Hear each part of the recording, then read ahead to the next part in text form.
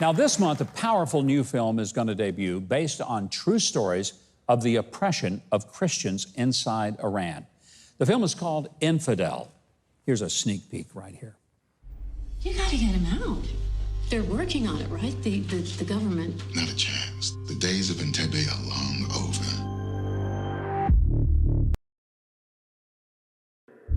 I can't give up on it. Is here your husband? You're CIA. The two of you set him up. You act as if nothing happened in Virginia. Try to get me arrested. I came here to plead for his life. It is clear you are an American spy. I didn't come here to watch you die.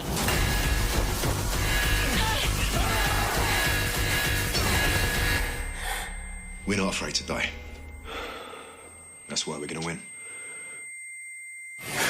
I'm not afraid either. Well, you know him from person of interest in many films, including The Passion of the Christ. Would you please welcome back to our show the star of Infidel, Jim Caviezel.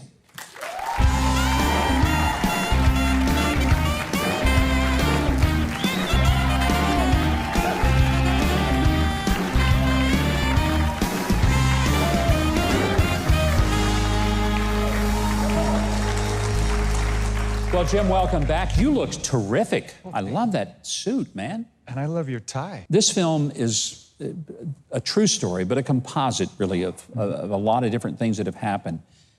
Obviously, you were attracted to it, decided when you read the script that you wanted to do it. So why? Because he's a man who stands up for what he believes in and that's really important in today's cancel culture, you know? Yeah. You don't see that. And so I started looking things up and reading about the 21 martyrs that were slaughtered on that beach in Libya. And they had a chance to, you know, turn their backs on Christ. All they had to do is, you know, go to Allah, and they were fine. But They would have been allowed to live if they just renounced Jesus. That's correct. They wouldn't do it, Yeah. and they put their love of Jesus Christ above their own lives, to stand for the truth, and this character has that in him. Is he the right guy for the job? I would tell you he thinks he probably isn't, but something leads him there. And when you go back to the Gospels, you read about Paul, Peter, all these guys are martyrs. Yeah. Where would we be in having a church? We wouldn't have one if if Satan came up to you and said, look, I'll take your life. Oof, no way. You know, Jim, it's kind of sad because I think about people that are depicted in this film. Yeah. They've paid with their very blood Right. to stand up for Christ. And there are people who get upset if they don't have their usual parking place when they go to church on Sunday. And they have no idea what it means to pay a price to follow Christ. And I hope this movie will help people to recognize that there's often a price to be paid for taking the stand that so many people are taking around the world. Well, when we, Mel and I are getting ready to do the resurrection of the Christ, we'll be hit there as well. But look, we have it right here in the United States. We can't even go to church right now. Yeah. Okay? That's a violation of inalienable rights. And why our church leaders aren't speaking up and telling the state to go to hell? We've got to fight back. And there are very few people, and what's this guy's name? MacArthur. Yeah, John MacArthur. He stood up. Yeah. But he's a one guy. Yeah. Where's the rest of the buggers, you know? And I have friends that have committed suicide. I have buddies. I'm wearing my trident here because several SEALs have killed themselves. And they needed Christ in the church. But I believe it was done intentionally. But as Christians, if we like that way of life, if we don't start standing up and pushing back, we will lose that way of life. It'll be a used to be Christian way of life. But even if there's just a couple of us that are willing to fight back, you know, it's worth my life. And that's, when you asked, why did you play this character? That's why I wanted to play this character, because I absolutely believe in that. They're not going to cancel Christianity. Yeah.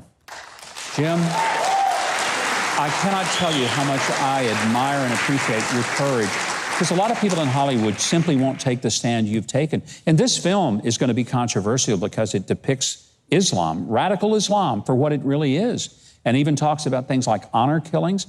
Do you worry that there's going to be such a backlash by people like the Squad and others who will say that you're just a bigot, you're a racist, you're some kind of horrible person because you're in this film? Well, then I just be in the big old pile of the rest of Americans, because you know we're all racists, aren't we now? Mm-hmm. You know? It sounds like it, doesn't it? Yeah, by the time, once you scream wolf too many times, people aren't going to listen to you anymore. And that's why our media has lost credibility. Because when you don't stand up for the unborn, when you can kill them now, when they're in the third trimester, actually you can kill them now when they're out, in New York and Virginia.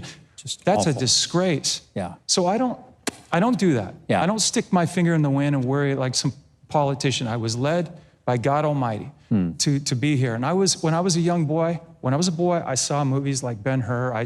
I was moved by them, and I was profound. I learned my Bible from that, because those images got in my head, and so it was a lot easier for me. They could get me to read by seeing those films. And then time goes by. Who would have thought? I didn't think I would be doing what I'm doing now, being on some screen playing a guy who's suffering for, representing people that are suffering for their faith, playing a guy who's suffering for his. But at some point, God calls you. And when he does call you, and he called me, it was done with the boy days. It was, Jim, I need you as a man now. That's your purpose. So, Jim Caviezel, I hope people will go see the film.